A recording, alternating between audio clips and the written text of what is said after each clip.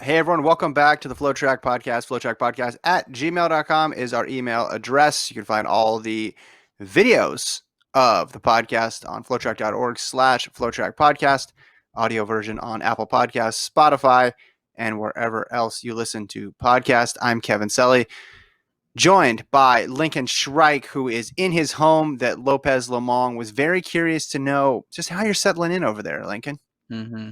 Yeah, I appreciated that, and it's still surprising me every time I think about that. Lopez Long was curious how I've been settling in, but it was a rainy day yesterday. I don't think out here in Taylor, about 40 minutes north of you, that we got as much rain as you guys did yesterday. So I saw you texted me that you couldn't deal with another rainy day. I mean, we definitely got some, but I was able to fit in a run completely dry. Was that not your case yesterday? I got one in around 5 with a Mm-hmm. little bit of sprinkling, but before that, it was a downpour all day. There was a tornado watch until This 5 again. p.m. And you're you're a Midwest guy. I don't know what Missouri counts as actually. I don't know what that is, but you're a tornado Midwest. guy. I'm not. I'm not a tornado guy. I feel the Storm same way chaser. about. I feel the same way about tornadoes that you probably do about earthquakes. Well, I have never in my life experienced an earthquake, so Do they scare you you though? The idea of them.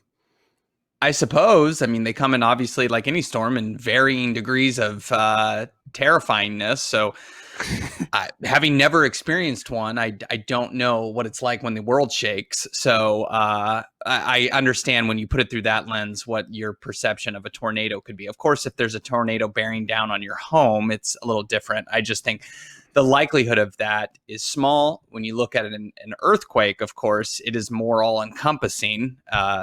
Maybe not for states landlocked like Missouri, where I grew up, but certainly for California, it can affect thousands of miles at a time. So it's of course my fear is a little more real of that, or my understanding of it is that it could be a little scarier. The lightning and thunder out here is intense too. I do not. Mm-hmm.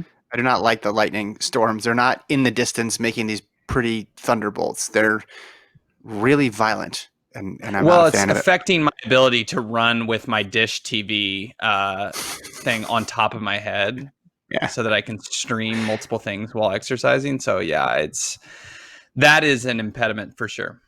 This is the time when I'm trying to ramp up the miles because you're challenging me to get to 50 miles. I want to make you proud. You said you'd be proud of me. I hit 40 last week. My goal is 43 to 44 this week. So I cannot let the Mm-hmm. weather bog me down. And I'd rather a little rain than it be oppressively hot, given the choice.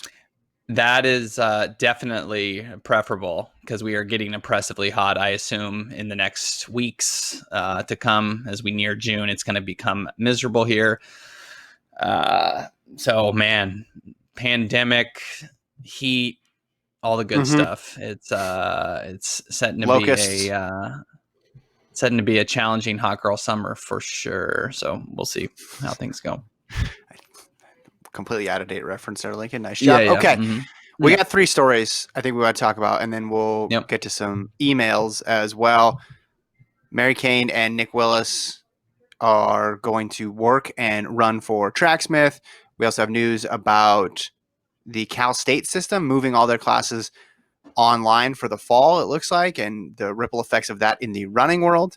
And then let's start, though, with the news that Gordon and I talked about yesterday, the Diamond League revamped schedule. I wanted to get your opinion on that because we got some more information after we got done Mm-hmm. recording yesterday. Yeah, the way World Athletics presented it was as if it was kind of set to go, and it seems the reverberations indicate it's more tenuous than perhaps suggested. And nowhere is that more real than the kind of the embarrassment, the egg on the face related to the Prefontaine Classic supposedly going down on October 4th. What an oversight it was to find out in Ken Go's reporting in the Oregonian that World Athletics didn't, until the very last minute, even contact the University of Oregon to see if they were okay with hosting a track meet in the fall. You know, Yeah. It's unbelievable. I understand maybe there's some elements where they think, well, we've had a good relationship with this track, Hayward Field, previously. We're going to host a World Championships there in 2022. But that, to me, that oversight, not contacting Oregon and Oregon coming back and saying, wait a second, this didn't get run through us and we haven't had any approval. And the governor is not ready to give the green light on such massive gatherings, if you will. And of course, they haven't had any statements about what the fan structure is going to look like at these meets. But that seemed to underscore to me that this schedule, this August to October schedule, and it spans the globe from Monaco to China to the US. To me, that it really emphasizes that this is written in pencil, not pen, right now, and that this is the ideal to have this revised schedule, but it by no means is absolutely written in stone at this point. I'm looking at the Registered Guard article on it, and it says that Tom Jordan, who's the pre-classic meet director, called the October 4th date a placeholder to help World Athletics establish a provisional schedule. And then, as you mentioned, the governor of Oregon has strict guidelines about how many people can congregate, and that's through the end of September.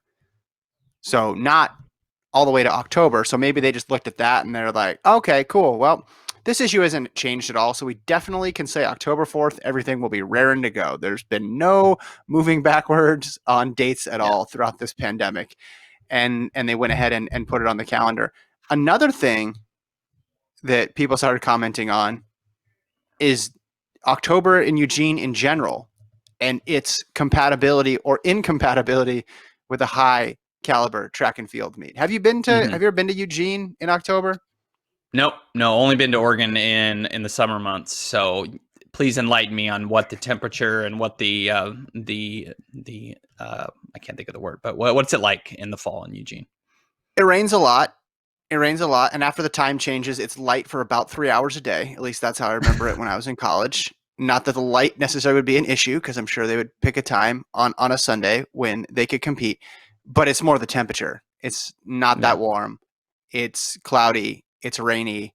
It's what you'd associate with cross-country weather in other parts of the country. And it's like that fairly consistently. There are months, you go months without seeing the sun in Eugene during the fall. Perhaps they could luck out. Yeah, I just looked up because I was curious, and I thought it would October 4th still within this daylight savings window, so it's not going to be dark at 4 p.m. or 5 p.m. Yeah, that was more just me taking a shot at the time change policies. Yeah, you missed it by about a month. That's okay. I just remember going into a 4 p.m. class and the sun's already basically giving up and then coming out at 5 o'clock and it's like midnight and being just bummed out about it. Now they make up for it in the summer when it's light all day. It's awesome. And it stays light super late. And anybody who's been in there in the summer, you almost lose track of time, especially if you're at a track meet, because it's still so light out when you're leaving and you're like, okay, is it 4 p.m.? Oh, it's 9? Wait, what? That's confusing. Yeah. But the weather for the sprints is going to be challenging if I had to venture a guess. I mentioned yesterday, the day before there's an Oregon football game scheduled too at home against Washington. And if that goes off, I mean, that's going to cause problems and issues with hotel rooms. I know that's not top of mind, but typically, well, it should schools, be. Schools. Well, I think they're just thinking, can we do the thing regardless of fans, right? I think at this point, they're not even thinking about, can we, and do they have enough hotel rooms just for one set of athletes, maybe, right? And not even worrying about having a robust program of having really deep, having really deep fields, but just enough to do the bare minimum. But at that point, I wonder about the cost benefit at that point. If you can't have fans or you can't have that many fans and you're not attracting these big fields, I guess the thought process is just put out there whatever you can put out there and go from there. Yeah. Well, I'm just curious why World Athletics is feeling, in what directions are they feeling the heat to rush back into this? I know other sports are working very, very hard, higher revenue sports. MLB is trying to press down on the accelerator right now, with the open thing being the approval of the players, and NFL seems to be driving downhill at 900 miles an hour towards their season, and the NBA, although approaching a little bit more cautiously, is trying to figure out a solution as well. So I don't know if it's World Athletics trying to get in on that bandwagon and say we've got to work hard to try to bring this back. But what incentive are we having to bring this season back, other than, I guess, we want to see track and field again? Is that a big enough motivating factor, one, to run up against regional laws or rules and potentially put people in danger, when we know that so far 2020, for the rest of the year or until December, we're supposedly not going to have Olympic qualifying as an option, and the Olympics aren't until 2021. Why are we trying to force the issue? There's not a Diamond League final that we're building up to. Of course, I want to have track and field back, but it just feels like this was put together slapdash style, without maybe the full scope of thought, and obviously, with what Oregon said, without full communication with the powers that be.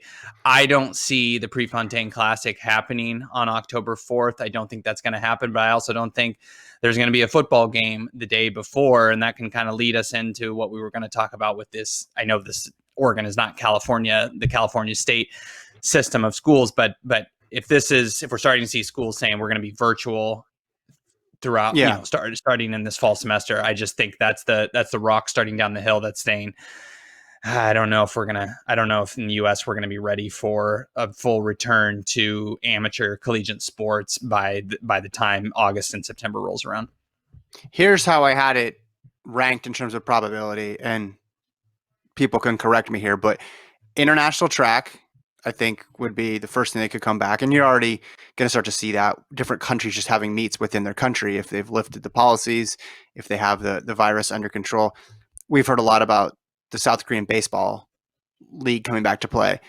If track was huge in South Korea, which, they had the Daegu World Championships, and it should have taken off at that point, but it didn't. It didn't quite catch on. They could be hosting track meets. If you're hosting a baseball game, there's no reason why you can't host a track meet. So international track, I had one. Domestic track, I had two. I could see a situation where small scale meets later on in the summer could go off, depending on the situation with the virus, of course. And then there's a gap, a pretty sizable gap to 3 and 4. And I put 3 NCAA sports, and then I put 4 road racing. And road racing is a tough thing to describe, because am I describing a major marathon with 30,000 people, or am I describing the elite field? People have said it's hard to imagine a Boston Marathon that's just an elite field, but London, maybe London just trots out 10 people, 20 people, but still you're having them run through all these public spaces, which is difficult. NCAA cross country, or sports in general in the fall, the issues there obviously are, they're saying that they need to have classes, although there's been some mixed messaging on that, meaning campuses need to be open. And there's also this idea, Lincoln, of equity within the NCAA, right? If one portion of the country is impacted still by it, then they're going to have to take that into account. And they're going to have to say, well, maybe 47 states are fine, but there's 3 states where there's still heavy restrictions. How can we proceed with a season that's unbalanced? And you even saw this going back with the rules right after the pandemic hit, that different conferences were putting into play. When I talked to some college coaches, they were saying, hey, well, like, if the state of New York or the state of Washington, whatever state it was, is being hit and has all these restrictions in place and they can't practice, well, then we got to look at the other members of the conference and what are we going to allow for them to do? So I think that's why it's going to be difficult for the NCAA to come back. But obviously, road racing, it's self-evident why that would be difficult to go forward with this Cal State thing. Now, the Cal State system, that's not the UC system. So we're not talking about UCLA. We're not talking about Cal, aka Cal Berkeley. We're not talking about UC Davis. But at least on the Division II side, on the running side of things, that's Chico State, that's Stanislaus. Those are some Mhm. big name programs there. Yeah, it's obviously that's you feel like they're just the first actors here that could set a trend.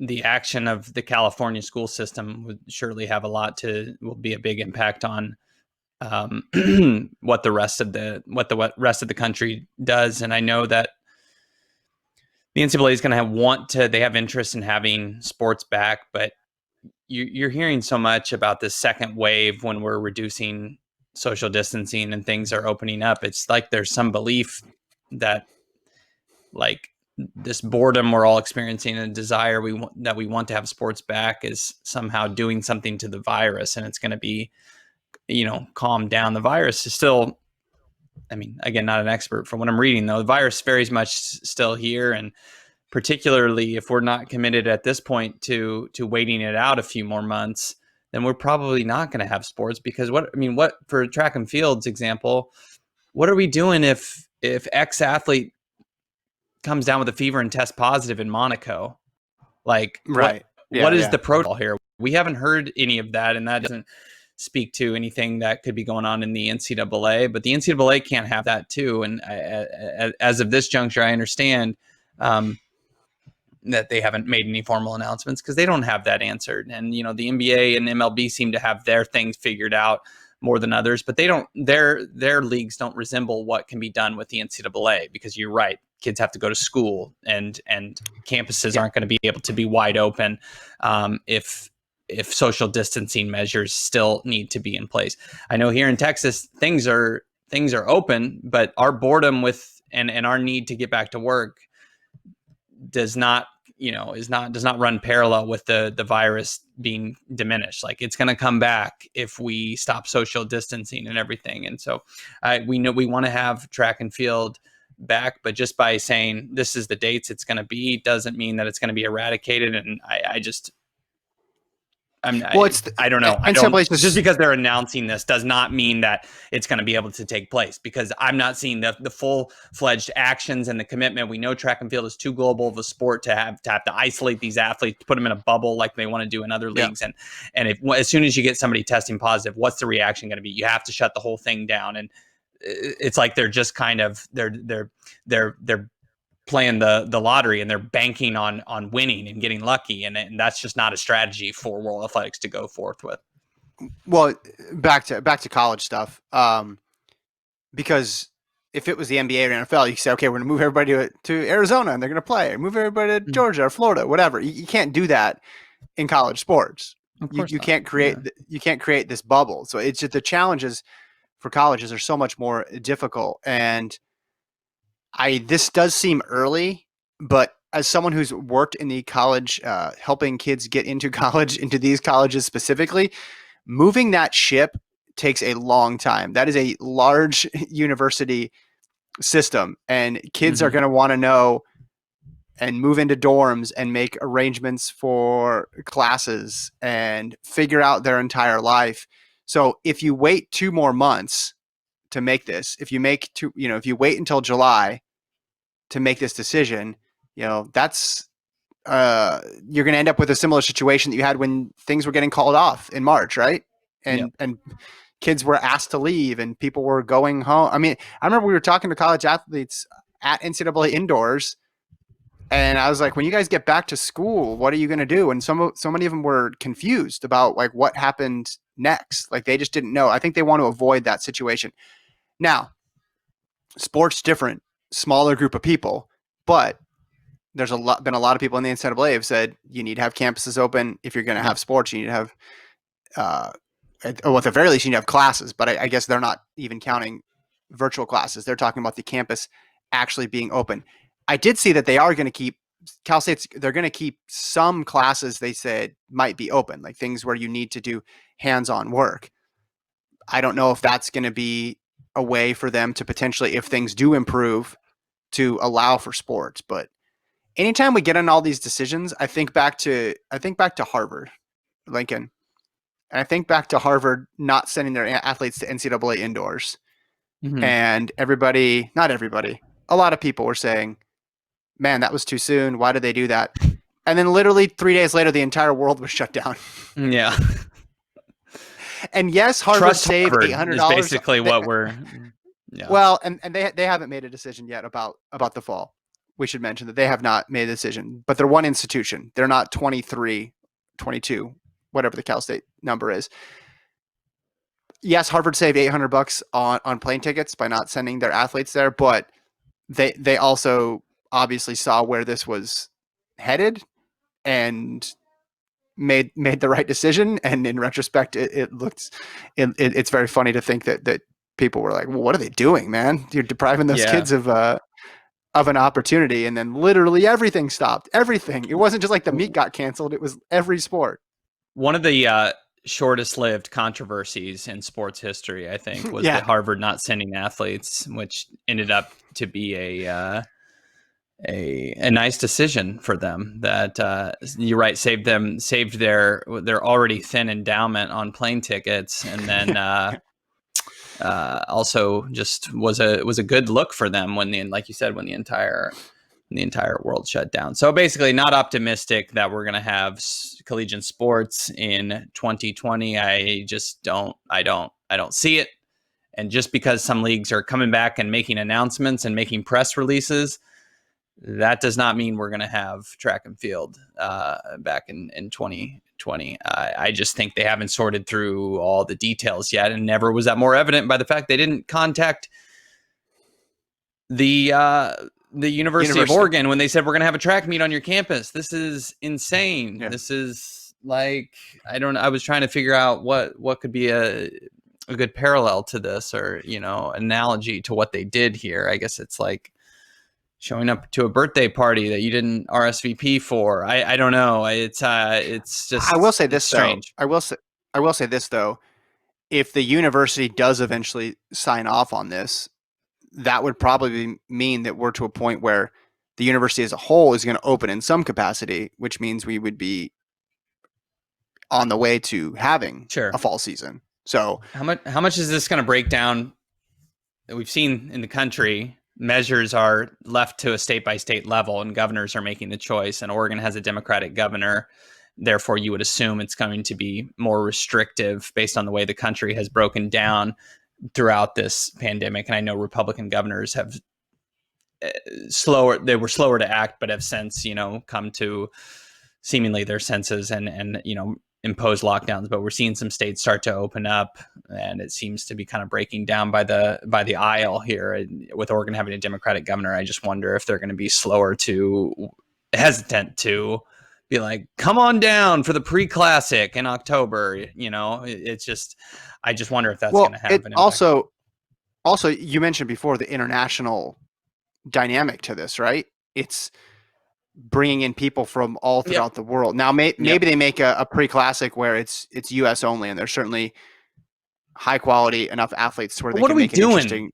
But why? Why do we need to do that? Why are we so desperate to do that we would do that? I mean, well, if it's safe, it would be. I guess it would be. Fun. And then so we can have a 2-day. We'll do a 2-day meet, and if you're 1-day meet. Just on Sunday. No, but I'm saying make it a 2-day meet, and if your last name starts with A through L, you get to compete the first day, and then M through Z gets to compete the second day. I mean, this is we're forcing the issue here as the sun pokes through. I apologize if I'm completely lit up here, but it's in contrast to your point here. The sun is poking through here. Yeah. It's just you should save all these issue. It doesn't need to be. You should save all these when Gordon comes on. You need to save this for the next time Gordon. He's invalidated himself. We all know since what's the difference between tomorrow and 2029? That's a big question. I mean, you're right. I mean, I'll leave it to you guys to debate if something is fast approaching or not, because the difference between tomorrow and 2029 is that today my son is still learning to ride a bike. In 2029, he might have his learner's permit. So that's the difference. Let's just calm down. Right. Like, it's ridiculous. Anyway, let's talk about Mary Cain, Nick Willis signing with Tracksmith. Another thing you and Gordon discussed. Yeah, he claimed victory over me, and I don't.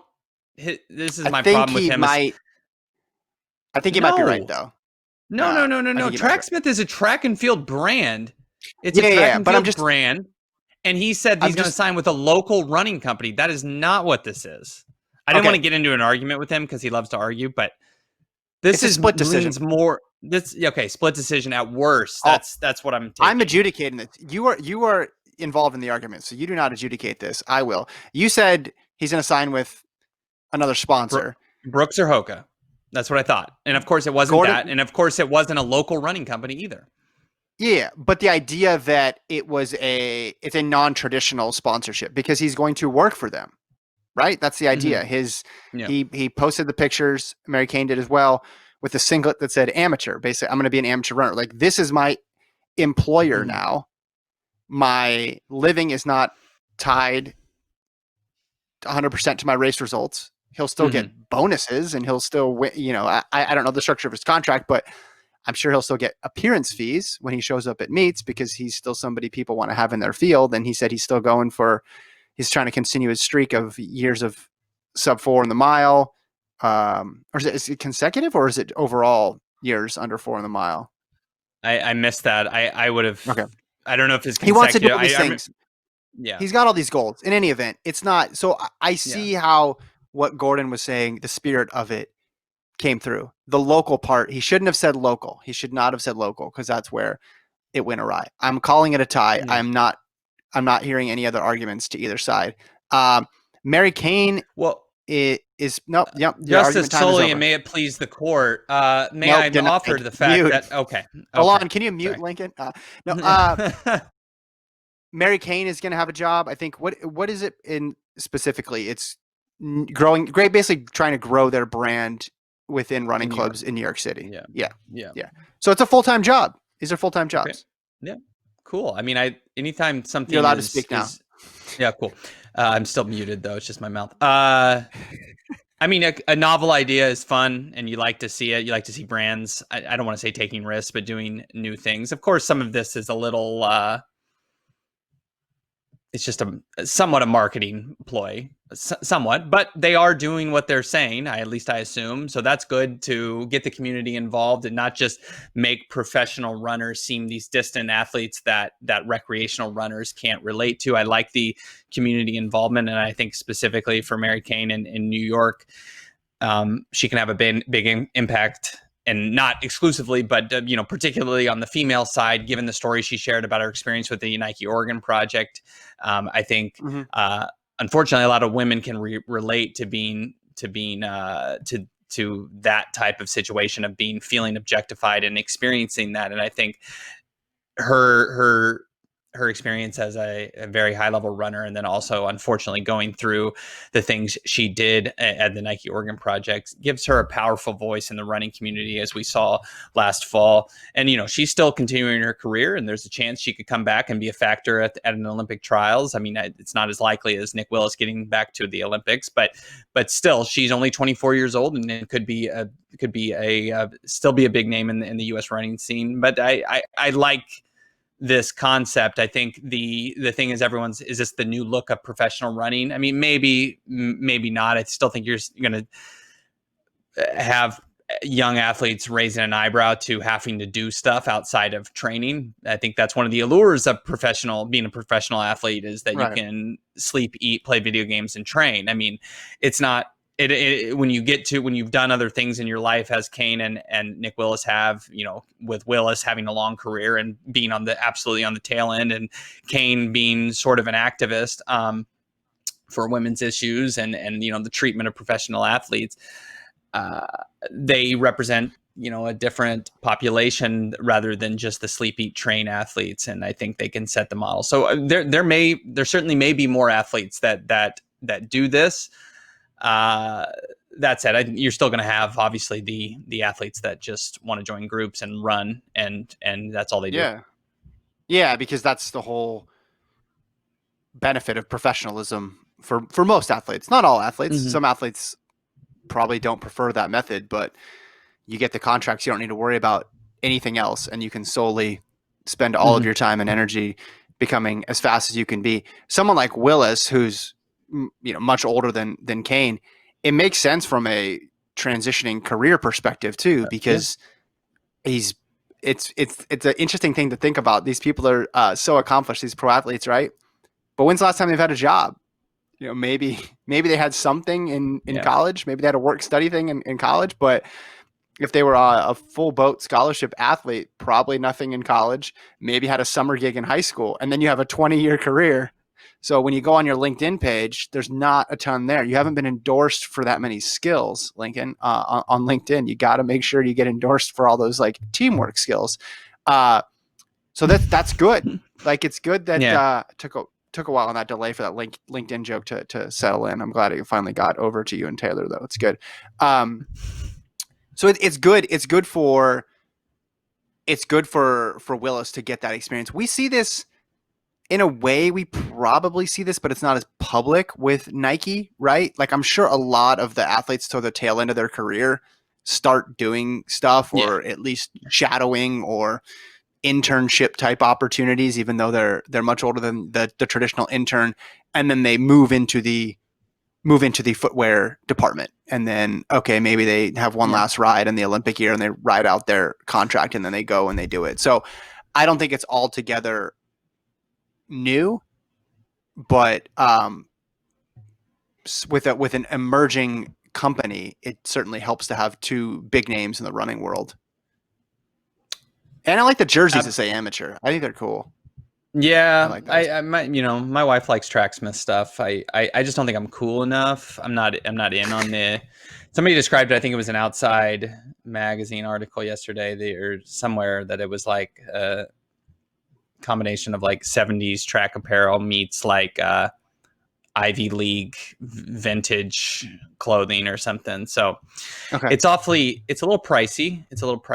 So let's not get it twisted. They're obviously looking to sell some gear here with this stuff. I guess the amateur thing is a bit of a shtick, because I mean, these are still professional runners. I mean, I get the thing here is that they've got a job. He's turning amateur. Well, it's amateur. Can you? That's a clever thing.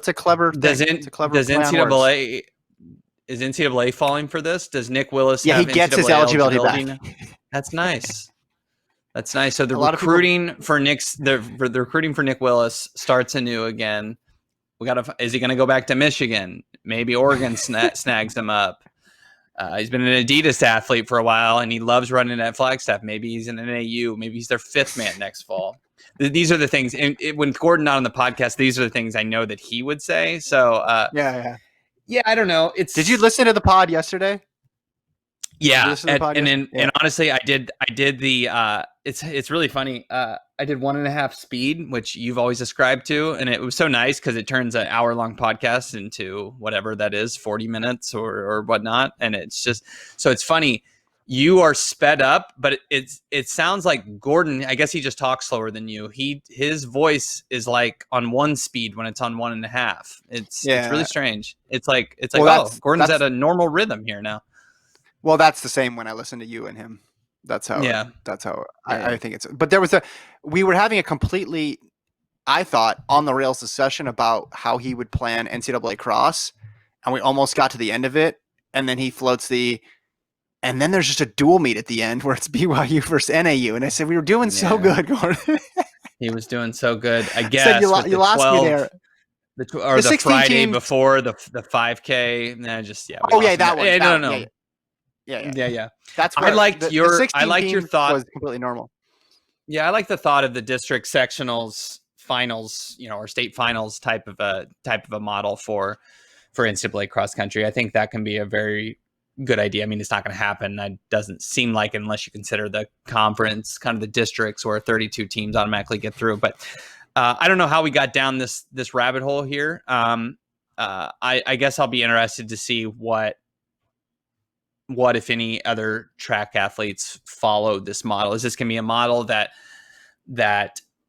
college athletes signing professional deals are going to be doing? Maybe some athletes that don't fit in the traditional, are you going to Nike, Adidas, Brooks type of a thing? Yeah. Is Tracksmith going to try to introduce sprinters into this? Field athletes? Is this just distance runners? Is Does Nick Willis, is he familiar with how to log on to a Zoom call? We said he's never had a job.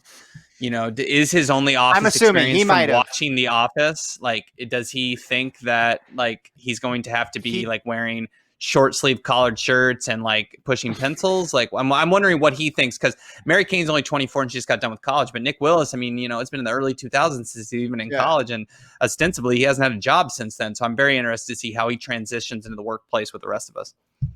Nick Willis, like me, knows and has used a floppy disk before. I'll just say that. Yeah. He's familiar with the floppy disk. He was coaching, I know, for a while, and didn't he was selling like training plans. So he did that.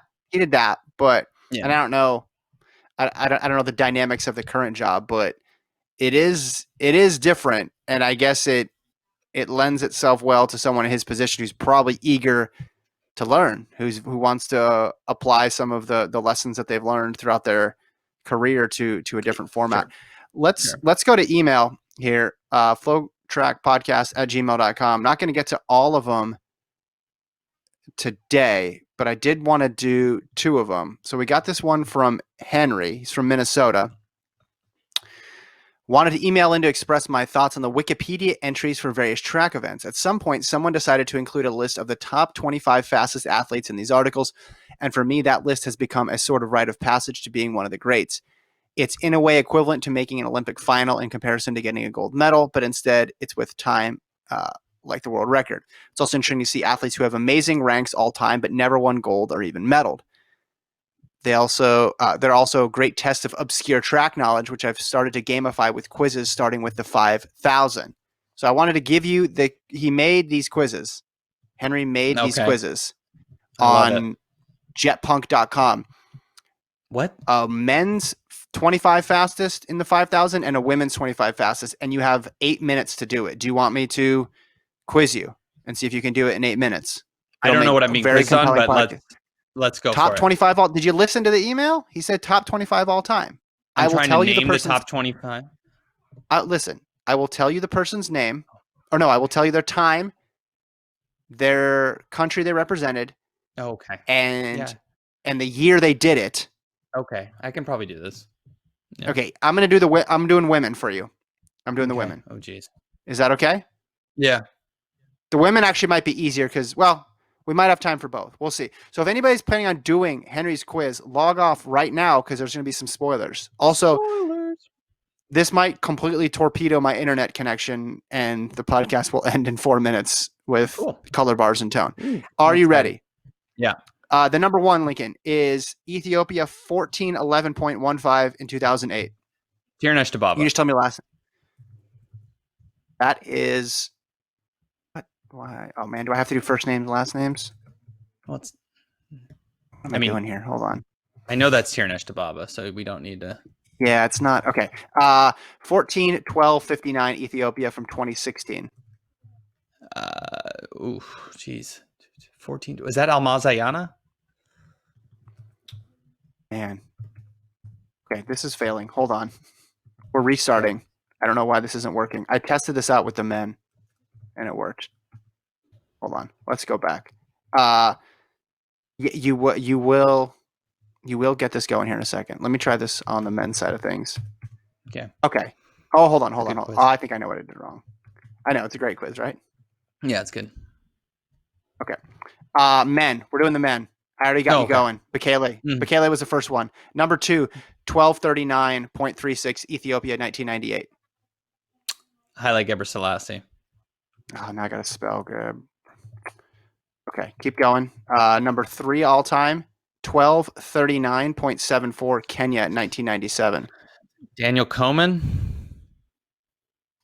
That is correct. Number 4, 1243.02 Ethiopia, 2018. Yeah, I know. I'm trying to think why I always have trouble with this guy's name because it's not Tefera because I think that's the miler. I could see his face. He just got a silver medal in the World Championships. I can't think of his name though. So you're gonna pass on that one?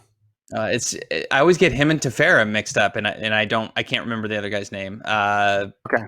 Yeah, it's on the tip of my tongue. Sorry. So 1245 80. No, okay, we'll go to number 5, 1245 82, Ethiopia 2018. So 2 seconds behind the guy a bit in front of him. Yomi, or no, that is Hagos Gebrawet. Saying no, but I could be spelling it wrong. Let's go on to the next one. 1246.53, Kenya 2004. 1246 2004 Kenya. Yikes. Okay, so Gebrawet was correct. So you have Gebrawet correct. Okay.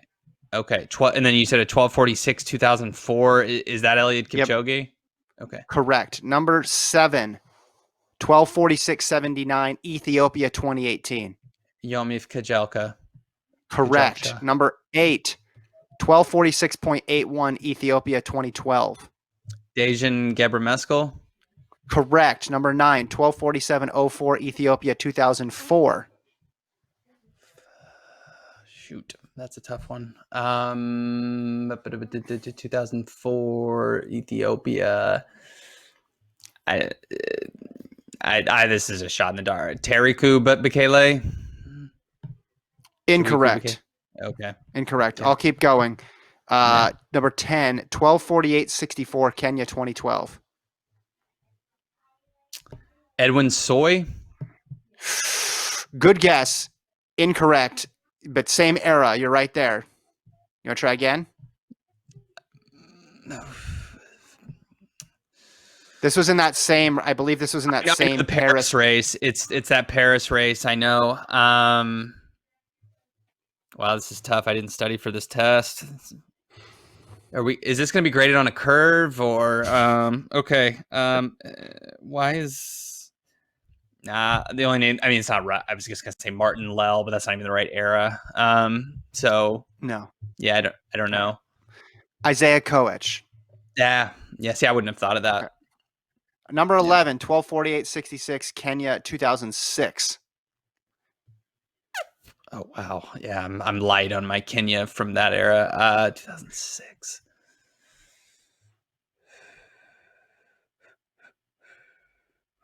Gotta talk. It's an audio medium. Yeah, you're right. It is an audio medium. People are not loving the dead air. I'm not good at Isaac Songok. Yeah, would never Isaac have gotten Songok. that. All right. Never. So you missed 3. You've been eliminated. We'll do the women now. Sorry, you're not even going to get to the top 25. I need you to do a formal apology to Henry. The person you're missing at the front was Solomon Barega. Yeah, Barega. See, Barega Tefera, they just Barega Tefera. Ooh, I wanna. Okay. Yeah, okay. All right, let's go to the women. You have 3 misses, and you're allowed 1 pass. I have rules now. Are you ready? Okay. I don't think time's going to be your issue. 8 minutes is plenty of time. But let's do it, okay? It's knowledge. Yeah, it's lack of knowledge. Okay. Go ahead. Oh, number 1, 1411. That is Tirnesh Dababa. Matt Lincoln is correct. Okay. Yeah. Next one, 1412.59. And you said, can you say country and year again? 2016 Ethiopia. Is that Ayana? Almaz Ayana? That is correct. You are 2 for 2. Number 3, 1412.88, Ethiopia 2008. Remember, you can only get 3 wrong, and you have 1 pass. Ethiopia 2008. I'm going to pass. You should not get this wrong. I don't. Oh, I don't. You sure you want to use your pass okay, right there? Hold on. This is an easy one. Is it, though? Or are we just doing time? Can it be multiple athletes at a time? Every athlete is only listed once. Oh, okay. 1412. She had 1412. She's the other great Ethiopian athlete from that era, not named Dababa. I'll give you. Do you want a hint? Yeah, you're allowed 1 hint. Her last name also starts with a D.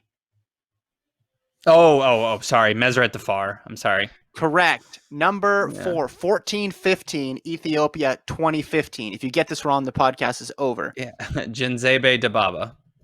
Yes, I call her Genzebe, but that's fine. Number 5, 141837, Kenya 2017.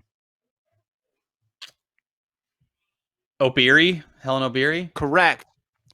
Number 6, 14:20:68, Kenya, 2019. 2019. Oh, jeez. Who would that be? 2019, and I can't. Oh man. Yeah.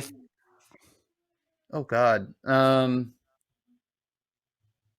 You can do it, or you can pass, or you can take a guess. Remember, you get 3 misses. Take a guess or pass. Why can I not think of? Yeah, I'm gonna pass. He uses his pass. Okay. It was, well, you can come back to it. That means you can come back to it. That's what passing is allowed. 7, It's 14, not in my 20, brain. 14:20. Well, yeah, okay. 14:20:87, Kenya, 2011. 2011, Kenya, No. 14:20. Why did I pass? This is a tough one. Do most track fans have this in their brain? This is like an impossible This one's quiz. easy. This one's one of the greatest. She's still running. 2011. Who was a good Kenyan woman in the 5,000 2011? Come on, Lincoln. I don't want to say you're letting your family down, but you're definitely letting your college coach down. Vivian Chariot? Correct. 14:22. 14:22, Netherlands, 2019. If you get this wrong, the show is over. See, I was waiting for this one. Sifan Hassan. I was waiting for that Netherlands boost. Yeah. Okay, 2018, Ethiopia. It's got 2 2018 Ethiopias in a row here, both 14:23. The first one, 14:23.14. Oh, what is her name? She got second in the 10,000. Yep. She got second in the 10,000 in Doha. I can't think of her name. I think there's a G somewhere. There is a G. Australian people say this. Australian people say this to welcome you. As a greeting. Letezenbet G'day. Yeah. Something like that.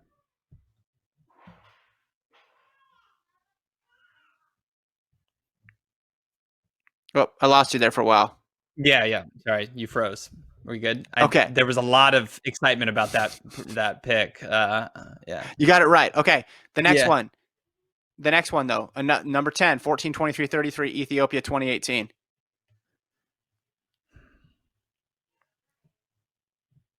You're probably not going to get this, so I just take a guess. No. It would be a guess. It's like Sendiri Teferi. Incorrect. Okay. I mean, I know the name. Number 11, 14:23:75, Russia, 2008. Oh God, what? I don't know. They're probably banned right now, so I have no idea. Well, yeah, the only famous female Russian long distance runner during this era. Oh, is this the whistleblower? No. She ran the 800, Lincoln. No, yeah, that's right. Okay. Lilia. You're close. Lilia. I mean, I just want to say that Lilia first name is correct. Is it Lily? Okay, Lilia. Wait. You think her name is Liliakova? Liliapova, I was going to say, but Lilia. I can't think of the. Lilia is the first name. That's the first name. You're right on the first name.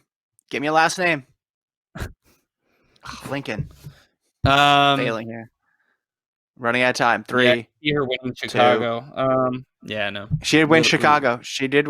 You're right. It's Lilia Shobakova.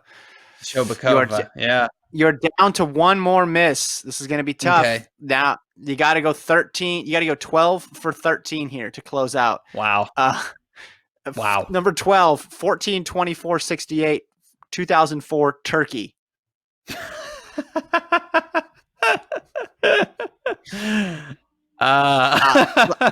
Let me just say this list includes people who have received doping positives. Yeah, it does. That's gonna be the technicality when I get to a court of law. See, that's why I'd forgotten these athletes. That's for sure. I have no way of even 2004. I mean, it would have been.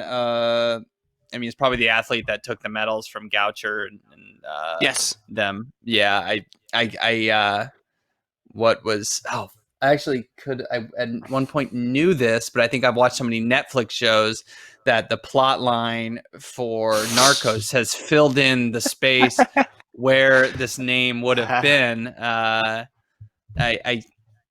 Man, what was the name? Yeah, you'll know when you say it, but I don't. Elvin Abeligesek. Oh, yeah. Yeah. Okay. Yeah. So you got to 12. You got to 12. That wasn't great. Got to be honest. I know thought my this world would really records. test. I know.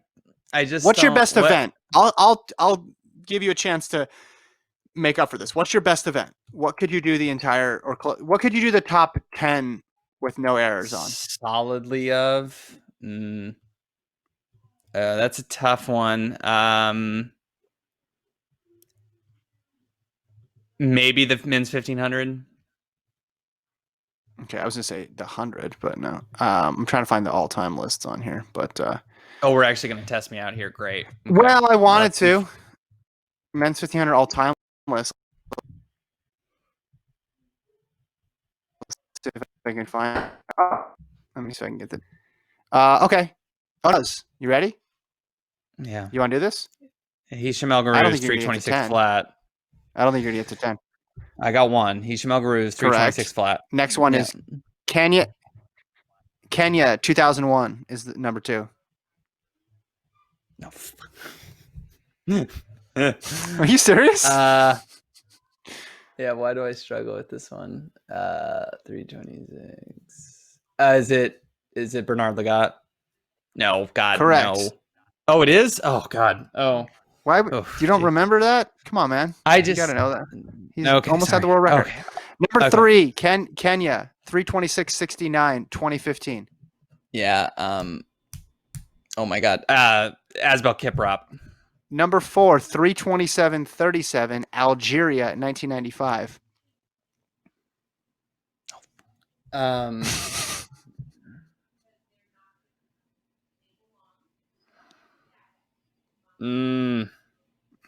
Yeah. I think you're out. You're eliminated here on number 4. Come on, man. Nordine Morsali? Yeah. One of the all-timers. Yeah. All right, Redemption. If you get this right, I'll let you back in the game. Number 5, 327.64, Kenya, 2014. If you get this right, I'll let you back in. Oh, it was the running buddy with Kiprop back in the day.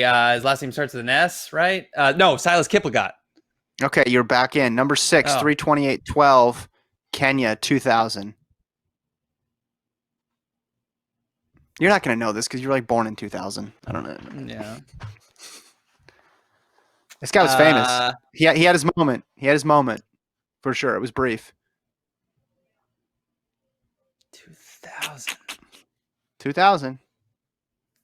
Got a gold medal. Oh, yeah. Yeah. And when Garouge ran that, actually, this. I feel like, is this? I feel like he ran faster. All right, you give up? Yeah. No and yen. Oh. No and yen. Yeah. Yeah, he was good. He got that gold there. Okay, I want to do one more email before we go. Okay. Henry, thank you for that email. Sorry about Lincoln. Got an email here from Kristen, Melody, and Marissa. Remember they wrote in before. They all had the injury, same injury. The Utah trio. Yeah, it says, "Dear Kevin and Lincoln, because tradition." And she says, "No, Gordon Mack, we forgive you, and we love your Ed Eyestone reaction video. We're back with FloTrack Podcast edition, The Three Crippled Sisters, Kristen, Melody, and Marissa. Update, Kristen, nothing's changed except for the pants. Although it took her 2 hours, she currently walks around like an older penguin, dragging a not as hungry polar bear. In all honesty, she is slowly improving and is able to change her pants. Melody quit wearing pants and resorted to dresses full time. She is currently running daily, and the physical therapist is happy. The surgeon commented that, quote, her quad was buff for a skinny girl. Marissa got fancy new tutu shorts to wear on the altar. G, the physical therapist. Her physical therapist is still severely limiting activities, including skipping, jumping, rope, jumping jacks, rock climbing, cartwheel surfing, llama riding, climbing out of the window unless there's a fire, and climbing onto the roof. He's not limiting sting pong and eating toast as long as it's whole wheat bread. It says sting pong. I'm not sure what that is. Okay. Due to the announcement of the postponement of the Olympics, we decided we needed to create our own quarantine cripple Olympics. We want to congratulate you. You have been chosen sponsor of our Olympics. Sponsorship includes opportunities for free FloTrack advertising, lots of humor that is probably too clean for Gordon Mack, and more sporting events available besides the Ultimate Garden Clash. You're welcome, Lincoln. Our sponsorship is on condition of nationwide exposure through this world-renowned FloTrack podcast and hypothetically FloTrack swag. We wear size extra small. In lieu of our cripple status, our events may be unconventional to the traditional Olympics. However, they'll be well worth the prize of gold, silver, and bronze toilet seats. Hashtag FloTrack, FLOW. Track. Our events may include extreme ironing, giant tuna fish tossing, worm chasing, synchronized bathtub racing, ultimate food fighting, stinging nettle eating contest.